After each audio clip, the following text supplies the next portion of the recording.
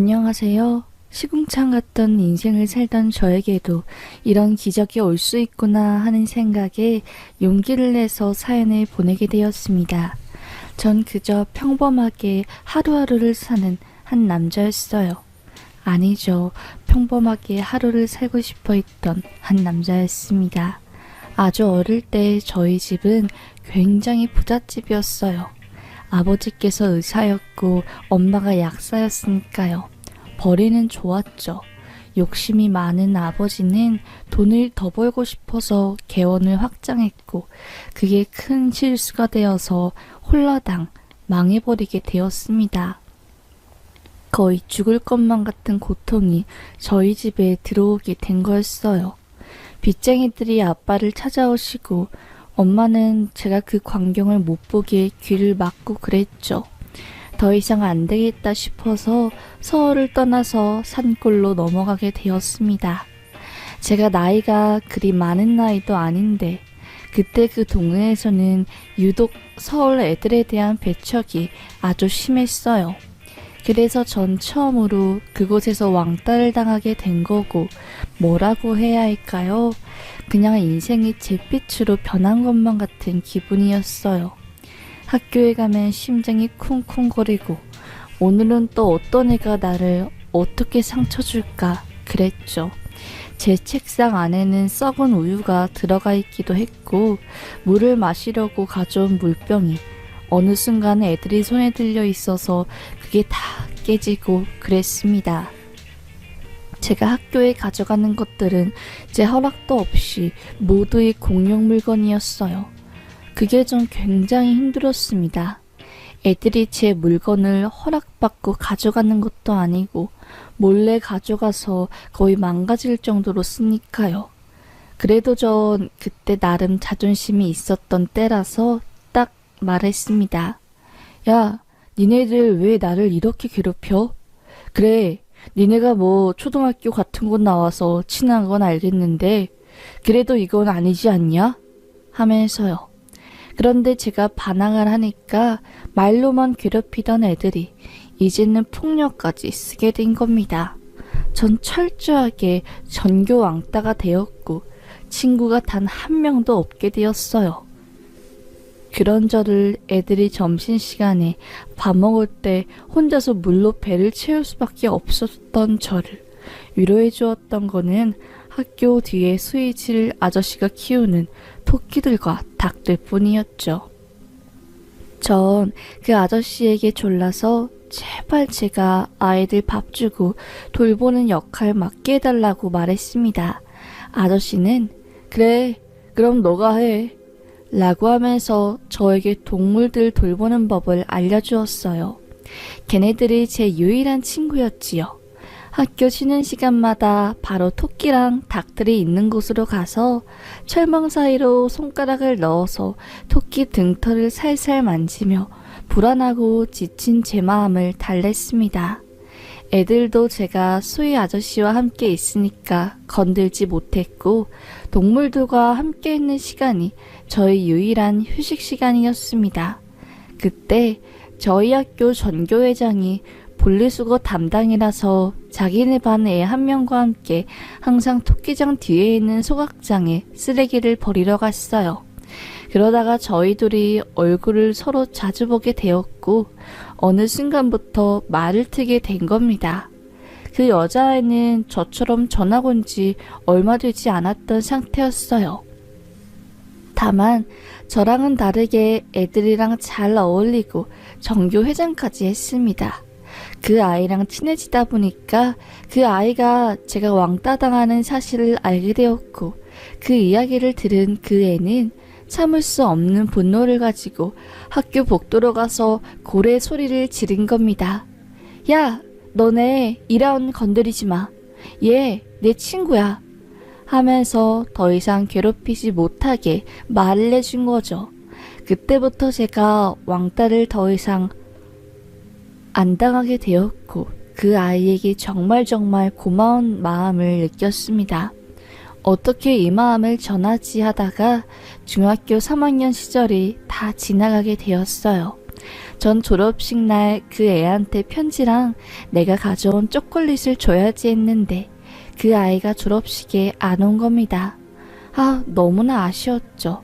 아빠가 페이닥터 일을 하면서 빚을 갚고 다시 서울로 올라가게 되었고 자연스럽게 저도 서울에 있는 고등학교를 다니게 되었어요. 중학교 때 제 마음을 유일하게 어루어 만져준 게 동물이었기 때문에 전 자연스럽게 수의사를 꿈꾸게 되었고 그때부터 공부를 무진장 열심히 하게 되었습니다.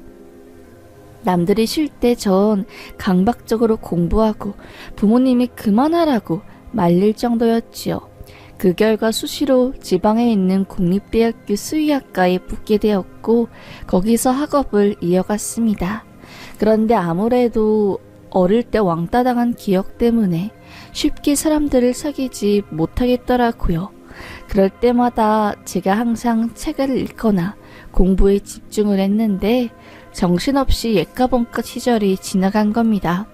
공립대라서 그래도 그나마 학비가 서울에 있는 대학보다는 쌌지만 그래도 제가 감당하기는 힘들었어요.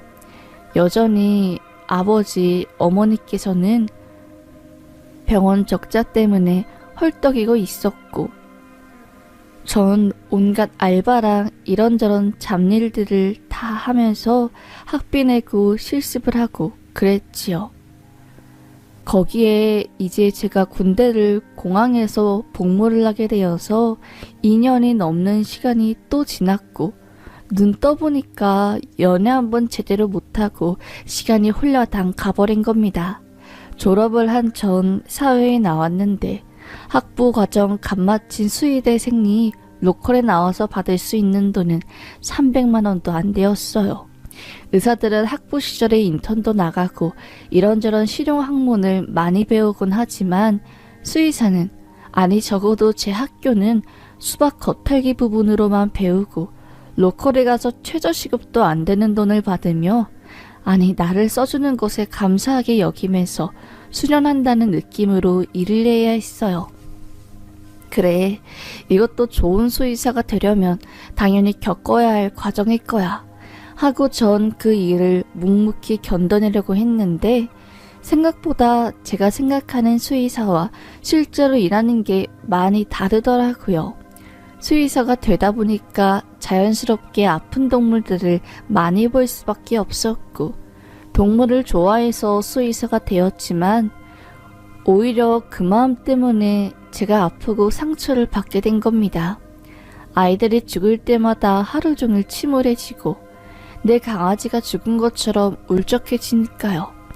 그런 감정들이 지속되었을 때 저도 모르게 제가 우울증에 걸리게 된 겁니다. 동물병원 출근하는 길에 그냥 나 차에 치일까? 이런 생각을 하기도 하고 극단적인 방법과 이런 거를 인터넷에 찾아보기도 했어요. 나 지금 정상이 아니란 것을 알았지만 왠지 정신과에 가면 진짜 내가 이상한다는 것을 인정하게 되는 것만 같아서 꾹 참았죠. 그러다가 그런 힘든 저에게 훅 들어온 존재가 있었습니다. 제가 일하는 로컬 병원에서 테크니션, 간호사분이었어요. 그분이 유일하게 저랑 그 병원에서 말을 섞으며 친하게 지내는 존재였지요. 제 안색이 안 좋다는 것을 눈치챈 그 간호사는 항상 저에게 먼저 말을 걸어주고 제 감정 상태에 대해서 관심을 가져주었습니다. 어릴 때부터 친구도 없고 대학 생활도 일하면서 학비 갚느라 외롭고 공허하게 시간을 보내버린 나에게 그 친구의 존재는 정말로 담비 같았습니다. 저도 모르게 그녀를 좋아하게 되었고 제 마음을 눈치챈 그녀는 소심한 저의 성격을 생각해서 저에게 먼저 고백을 한 거였어요. 그렇게 저와 그녀는 사귀게 되었고 제가 그 병원에서 나와서 다른 조금 더 큰 병원으로 들어가 페이를 올려받아 일을 할 수 있게 되었을 때 결혼하게 되었어요. 그녀와요. 아무래도 결혼을 하다 보니까 책임감도 생기고 또 괜히 아내에게 자랑스러운 남편이 되고 싶어서 무리하게 제가 개혼을 해버린 겁니다. 그것도 서울에요. 사실 서울에 이미 동물병원이 포화된 상태이고 요즘에는 둘 셋씩 뭉쳐서 아주 크게 개원을 하거나 그래야만 경쟁력이 생기는데 전 아내가 서울에서 살고 싶다고 내 친구들은 다 서울에서 살고 매주 백화점 간다는 게 그게 너무 부럽다고 말하는 거에 못 이겨 무리하게 개원을 한 거죠. 결과요? 당연히 쫄딱 망했습니다. 아파트 단지 상가 1층에 이라운 에디슨 동물병원이라고 딱 세웠는데 정확히 6개월 뒤에 서울대 학석사 출신 수의사 3명이 동업을 해서 1층, 2층을 다 써서 개원을 하더라고요. 매출이 반토막도 아니고 그냥 토막이 났습니다. 아내는 제 속을 아는 건지 모르는 건지 카드는 벅벅 끓고 미칠 지경이었죠. 이래서 어른들이 어렸을 때 연애 많이 해서 여자 보는 눈 키우라고 하는 거구나. 난 뭐하고 살았냐. 에휴, 이 한심한 거사 하면서 한스러웠습니다. 그래도 집에 가면 아내라도 있으니까 아내가 돈 많이 써도 그래도 내 곁을 지켜주고 성격은 좋으니까 됐어 하면서 저를 위로했는데 알고 보니까 그것도 아닌 겁니다. 손님 한 명이 갑자기 저에게 와서 아니 쌤, 사모님이라는 사람이 가끔 카운터에 있잖아요. 얼마나 차갑게 사모님 노릇하는지 몰라요. 사람들한테 차갑게 대하고 이래라 저래라. 그 사모 행동 때문에 손님들이 떨어져 나가는 것도 있다니까요. 라고 하더라고요. 아니 내 아내가? 하면서 전 몰랐던 사실을 알게 되었고 그때부터 아내에 대한 불만이 점점 커져가기 시작했습니다. 날 잡고 아내에게 말해야겠다. 내가 언제까지 아내에게 돈을 지원해줄 수도 없고 또 우리 손님들 얼마 있지도 않는 손님들까지 아내가 떨궈내는 것 같아서 그걸 이야기하려고 했습니다. 일 끝나고 집에 들어갔는데 아내가 샤워를 하고 있더라고요. 그때 우연히 보게 된 아내의 핸드폰에 온 한 문자. 아내는 저 몰래 한 남자와 썸을 타고 있었던 겁니다. 몰라. 요즘 남편이 병원 힘들다고. 집에 올 때 죽상하러 오잖아. 요즘 병원 경쟁이 심해서 그래. 나도 그래서 개원하려고 하다가 그냥 대학병원에서 일하는 거잖아. 라는 대화가 오갔어요. 그러니까 아내와 만남을 가지고 있었던 그 남자는 모 병원에서 전문의로 일하며 교수를 준비 중인 놈이었고 그놈도 유부남이었던 겁니다. 유부녀 유부남끼리 별의별 말도 안 되는 문자 내용들을 천하디천한 이야기들을 다 했더라고요. 그놈이 제 아내보다 나이는 훨씬 많았고 아내는 그걸 빌미로 유부녀임에도 불구하고 경제적 지원을 받으며 자기 사고 싶은 거 다 사고 돌아다닌 거죠. 샤워하고 나온 아내에게 따지니까 왜 자기 폰 보냐고. 오히려 그 핸드폰을 제 머리에 깡하고 때린 겁니다.